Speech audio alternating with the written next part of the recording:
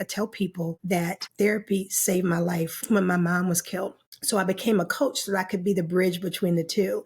That when people developed trust in me, and I said, I think you need a little more than I can provide, because they trusted me, they were more likely to go to therapy. And so this whole idea of being able to be a coach was important to me. So I decided, if I believe in being a coach, I would also get a coach, right?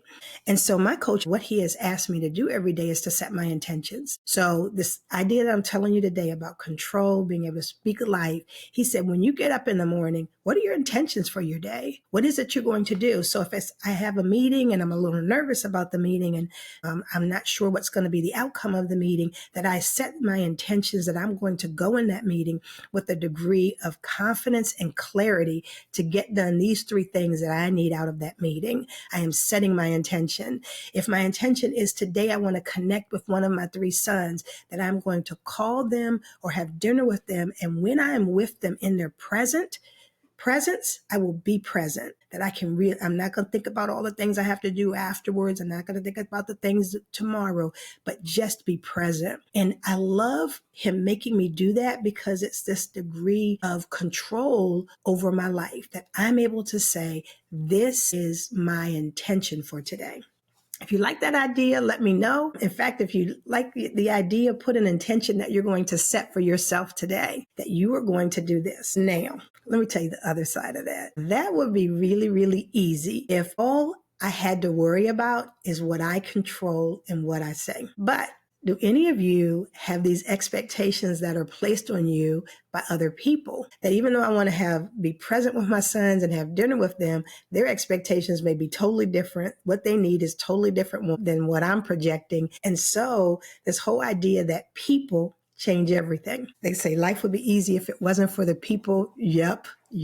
And so here's this idea that I can set my intentions, but the expectations of others are always going to have some level of impact. Let's not be naive. Those expectations can and will do something to us. The other day, we reviewed and talked about a little bit was these expectations that we have from internal spaces. And I want to share that with you really quickly so that we can just revisit that for a second.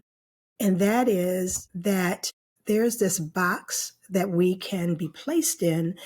And in the box, I say it's the box from the expectation that we're going to be strong from our culture, angry from our society, saved from our spiritual community, and also super that comes internally.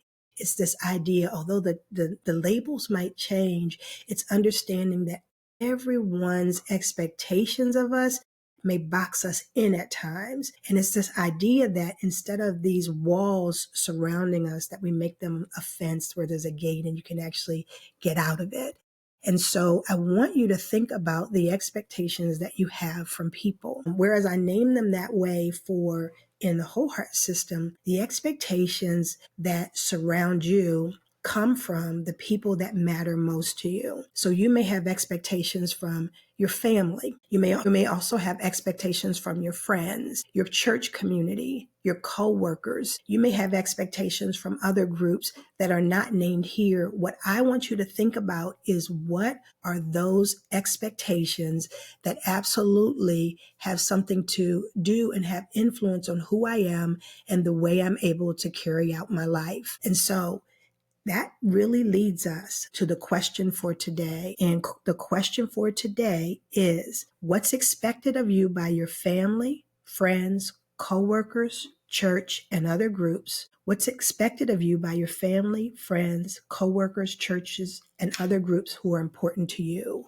What are those expectations that other people place on you? Again, I'm going to share my screen real quick because I want you to not only see it, but also see the process that I've gone through in terms of answering that question. So here, what I've done is I've written, and I always personalize the question. So instead of saying you, I say me.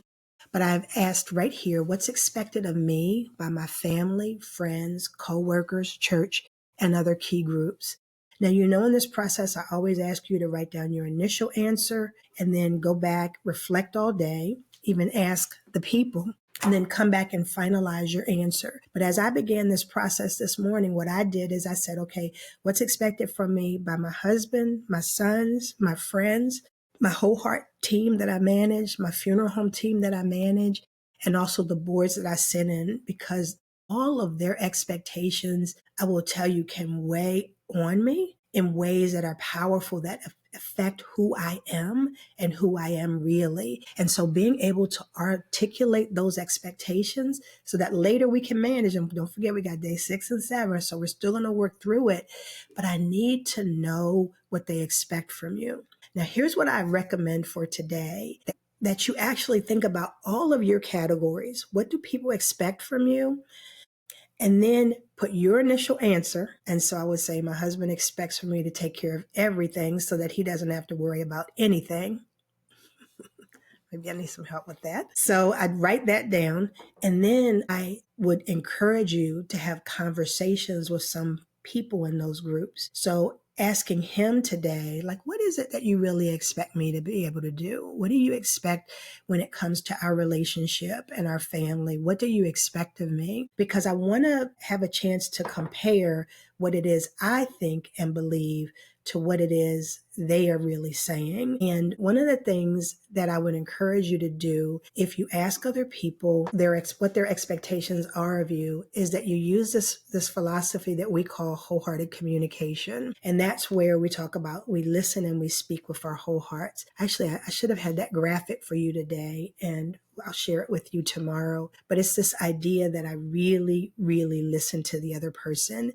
And that's the advice I'm going to give to you today. I want you to listen, not with the expectation of what they should say, with your mind in other places and thinking about other things, but really listening to what they say. And then if you can, repeat it back to them, like, what I hear you saying is this. Because do you know that sometimes what you hear people saying and what they're actually saying is two different things? The difference is sometimes we're clouded by our baggage and our past experience, so that when you say something to me, all I hear is criticism, or all I hear is the negative. And so we want to have these open conversations where we really listen and we ask a question, making sure that we understand what they say.